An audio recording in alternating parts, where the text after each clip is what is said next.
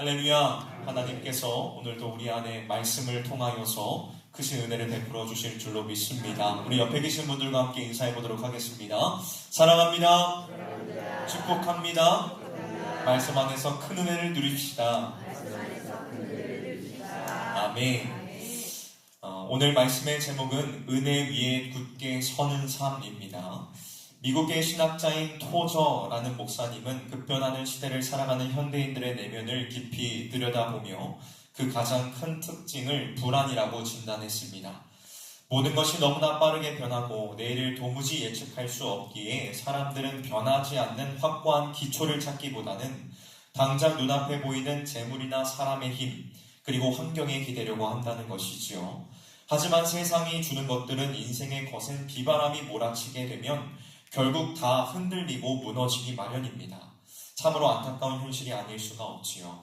오늘 우리가 함께 읽은 본문 말씀에 등장하고 있는 이 데살로니가 교회의 성도들 역시 이와 비슷한, 아니 어쩌면 훨씬 더 극심한 위기 속에 놓여 있었습니다.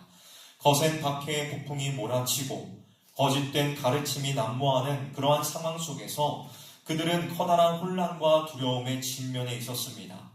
당장이라도 삶의 터전과 신앙이 무너질 것 같은 그 절망적인 상황 속에서 사도 바울은 그들을 향해 흔들리지 말고 굳게 서라고 아주 분명하게 권면하고 있지요.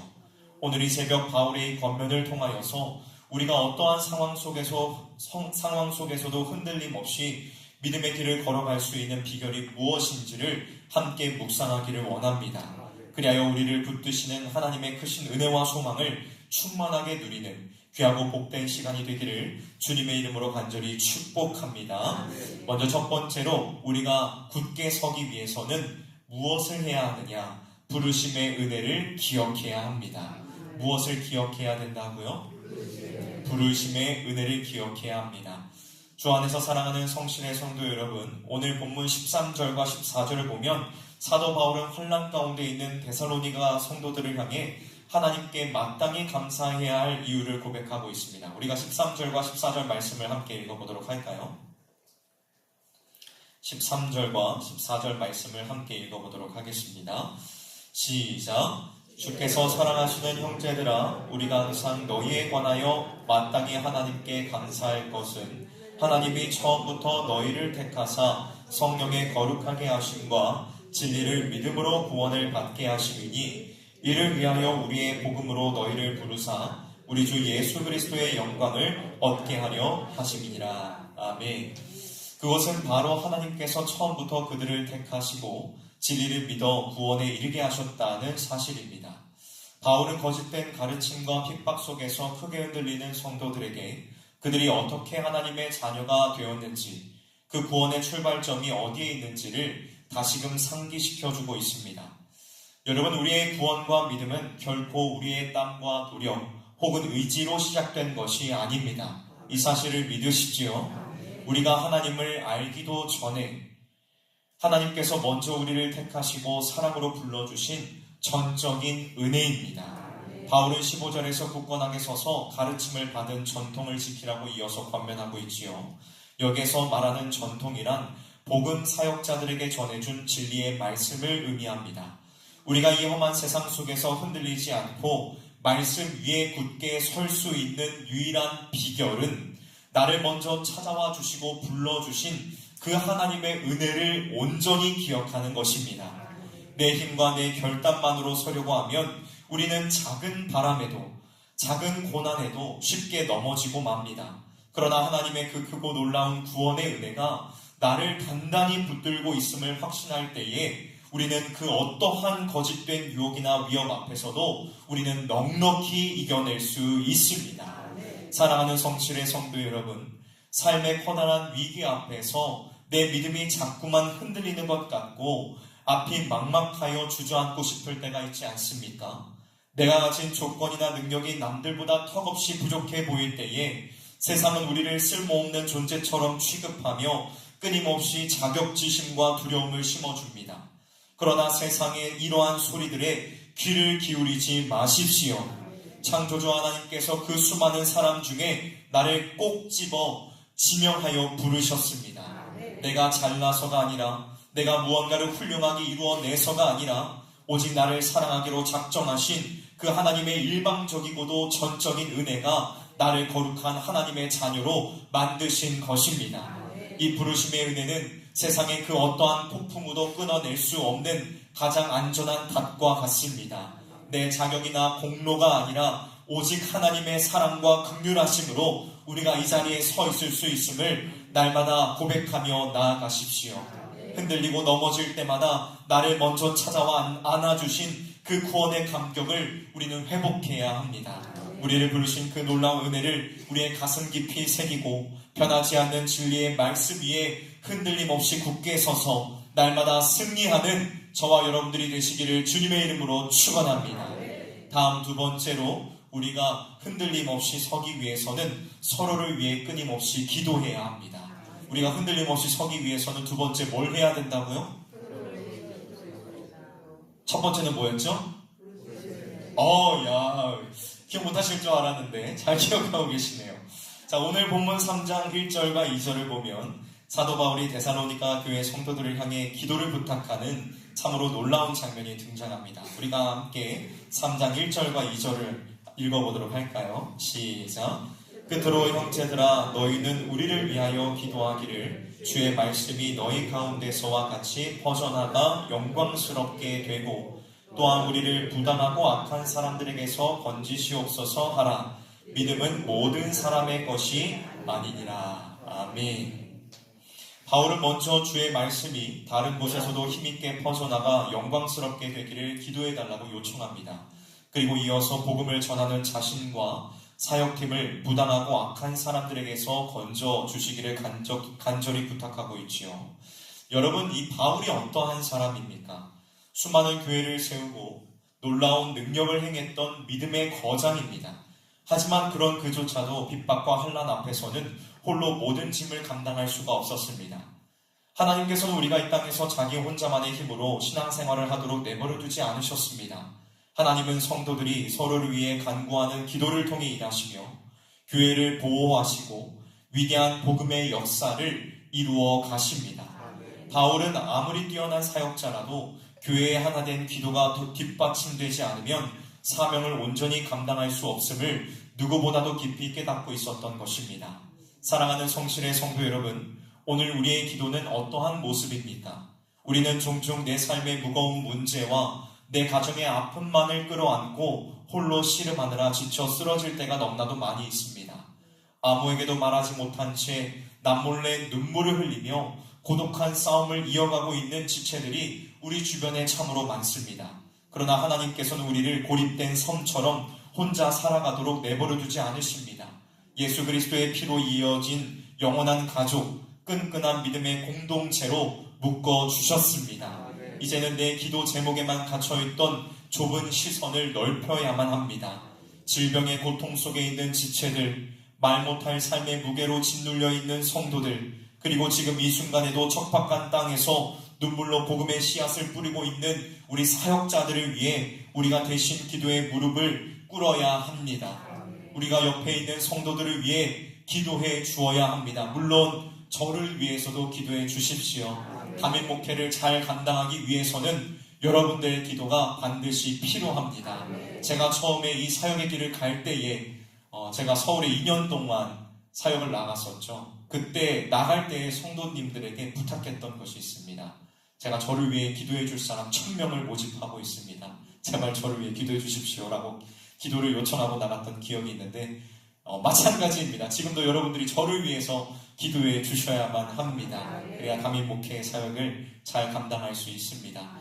또 기도를 요청할 제목이 하나 있습니다. 우리 손모아 전도사님의 어머님이 지금 위중한 상태에 있습니다. 병원에서는 더 이상 가망이 없다고 말씀하고 있는 상황이어서 언제 돌아가실지 모르는 상황입니다. 그런데 중요한 것은 이제 손모아 전도사님의 아버지 되시는 분이시죠. 하나님을 원망하고 좀 믿음이 침체되어 있는 상황이라고 하시는데 그 가운데서도 하나님을 붙들 수 있도록 도와달라고 우리가 사랑하는 지체라면 마땅히 기도하여야 될 줄로 믿습니다. 또한 이 자리 가운데 연약한 우리 성도들이 있습니다. 이 자리 가운데 참여하지 못한 성도들도 있습니다. 그들을 위해서 우리는 기도해야 합니다. 우리 이 자리에 계시는 우리 장수진 권사님, 우리 신강자 권사님, 여러 성도님들 계시지요. 또 우리 이 자리 가운데 함께하고 계시 못한 우리 이영균 집사님, 천혜진 집사님 이런 분들을 위해서 우리는 기도해야 합니다. 내가 누군가를 위해 드리는 그 짧지만 간절한 기도를 통해 절망의 늪에 빠진 사람을 건져내는 생명줄이 될 줄로 믿습니다. 반대로 내가 도무지 기도할 힘조차 없어 주저앉아 있을 때에 누군가가 나를 위해 흘려주는 그 기도의 눈물이 나를 다시 일으켜 세우는 강력한 능력이 될 줄로 또한 믿습니다. 이 시간 서로의 무거운 짐을 기도로 함께 짊어지기로 굳게 결단합시다. 어떠한 환난과 위협 속에서도 교회가 결코 무너지지 않는 비결은 바로 서로를 향한 끊임없는 기도에 있습니다. 우리 성실교회의 모든 성도님들이 곁에 있는 지체들의 기도로 단단히 붙들어 주며 하나님의 위대한 구원의 역사를 함께 이루어가는 참된 기도의 동역자들이 되시기를 주님의 이름으로 간절히 축원합니다. 마지막 세 번째로 우리가 굳게 서기 위해서는 십자가의 사랑과 인내를 바라보아야 합니다. 오늘 본문 3장 3절에서 5절을 보면 사도 바울은 비록 성도들이 환난 가운데 있지만 주님께서 신실하시기에 그들을 굳건하게 하시고 악한 자들에게서 지켜주실 것을 확신하고 있습니다. 그리고 5절에서 바울은 성도들을 향한 가장 간절한 소망을 하나님께 올려드리고 있지요. 무엇이라고 말씀하고 있습니까? 주께서 너희 마음을 인도하여 하나님의 사랑과 그리스도의 인내에 들어가게 하시기를 원하노라 라고 말씀하고 있습니다. 여러분, 세상의 거센 풍파와 모진 핍박을 이겨낼 수 있는 궁극적인 힘은 우리의 결심이나 의지에 있지 않습니다. 오직 그리스도의 인내에 있습니다. 예수 그리스도께서는 죄로 인해 영원한 형벌을 받을 수밖에 없는 우리를 살리시기 위하여 그 참혹한 십자가의 고통과 수치를 묵묵히 다 참아내셨습니다. 우리를 끝까지 포기하지 않으시는 그 하나님의 크고 놀라우신 사랑이 십자가 위에서 가장 선명하게 나타났지요. 십자가는 단순한 고난이 아니라 우리를 향한 완전한 사랑의 증거이자 끝까지 참아내신 승리의 인내인 줄로 믿습니다. 주 안에서 사랑하는 성실의 성도 여러분, 우리가 묵묵히 믿음의 길을 걸어가다 보면 참으로 견디기 힘든 순간들을 맞이할 때가 있습니다. 까닭없는 미움을 받거나 억울한 일을 당할 때, 끝이 보이지 않는 답답한 현실 속에서 모든 것을 그만두고 도망치고 싶어질 때가 불쑥 찾아옵니다. 내가 왜 이렇게까지 참고 견뎌야만 하는가? 왜 나에게만 이러한 무거운 짐이 주어지는가? 하는 깊은 탄식과 원망이 밀려올 때도 있지요.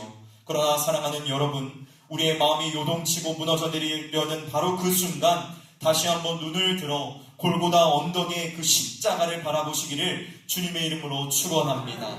죄 없고 흠 없으신 하나님의 아들께서 벌레만도 못한 나를 살리시기 위하여 그 모진 조롱과 수치, 살이 찢기는 십자가의 고통을 묵묵히 참아내셨습니다. 예수님께서는 그 십자가에서 내려오실 능력이 충분히 있으셨지만 오직 우리를 사랑하셨기에 그 모든 고난을 끝까지 견디고 인내하셨다는 것입니다. 우리의 작은 인내심이나 굳은 다짐만으로는 이 거친 세상을 결코 이겨낼 수가 없습니다. 오직 나를 위해 자기 생명마저 아낌없이 내어주신 주님의 그 깊은 사랑과 위대한 인내에 내 마음을 단단히 묶어 두어야지만 우리는 다시금 일어설 수 있다는 것입니다. 십자가의 은혜만이 억울함과 분노를 덮고 절망을 소망으로 바꾸는 가장 강력한 능력입니다. 어떠한 환난과 어려움이 다가와도 결코 뒤로 물러서지 마십시오. 오늘 하루도 나를 위해 십자가를 끝까지 참으신 예수 그리스도의 사랑과 은혜를 굳게 붙잡고 내게 주어진 믿음의 경주를 끝까지 완주하며 넉넉히 승리하는 저와 여러분들이 되시기를 주님의 이름으로 축원합니다. 말씀을 마무리하도록 하겠습니다. 종교개혁자 존 칼빈은 고난 속에 있는 성도들을 향해 이렇게 말했습니다. 우리의 유일하고도 영원한 피난처는 오직 그리스도의 십자가 아래에 머무는 것뿐이다. 그렇습니다. 여러분, 세상은 끊임없이 요동치며 우리의 믿음은 흔들려고 하지만 신실하신 주님은 결코 우리를 포기하지 않으시고 끝까지 붙들고 계십니다. 여러분의 인생을 주님께서 끝까지 포기하지 않고 붙들고 계십니다. 여러분의 가정과 자녀들을 끝까지 포기하지 않고 붙들어주고 계십니다. 사랑하는 성도 여러분, 절망과 두려움의 자리를 털고 일어나십시오. 창세 전부터 우리를 택하시고 불러주신 그 놀라운 구원의 은혜를 굳게 붙잡으시기를 바랍니다. 나 혼자만의 싸움이 아님을 기억하며 사랑하는 지체들을 위해 끊임없이 기도의 무릎을 꿇으십시오. 오늘 잘 나오셨습니다. 이 시간 옆에 있는 지체들을 위해 이 자리 가운데 함께하지 못한 우리 사랑하는 형제 자매들을 위해 기도하는 시간이 되기를 원합니다. 그리고 무엇보다 나를 살리시기 위해 끝까지 참으신 예수 그리스도의 십자가의 사랑과 그 위대한 인내 안에 온전하게 거하시기를 주님의 이름으로 축원합니다. 그럴 때 우리는 어떠한 시련 앞에서도 무너지지 않고 은혜 위에 굳게 서는 승리의 삶을 살게 될 줄로 믿습니다. 오늘 우리에게 주신 이 생명의 말씀을 붙잡고 어떠한 핍박과 환난 속에서도 흔들림 없이 믿음의 길을 걸어가는 거룩한 백성들이 되기를 주님의 이름으로 축원합니다. 십자가의 능력으로 날마다 승리하는 우리 성실교회의 모든 성도님들이 되시기를 우리 구주 예수 그리스도의 이름으로 간절히 축복합니다. 함께 기도하도록 하겠습니다.